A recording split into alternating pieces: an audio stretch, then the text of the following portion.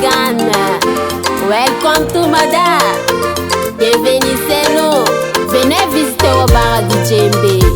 Il est complet tout ce que vous voulez. Bonne soirée. Ki hatu madamu bamine hane ha.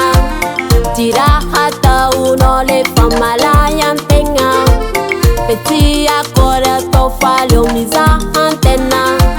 Le twechara tino da fatiza kazala. Aratinya di zala mumbanayi. Ifale mumbanayi. Zayulu mitali. Aratinya di zala mumbanayi. Ifale mumbanayi. Zayulu mitali.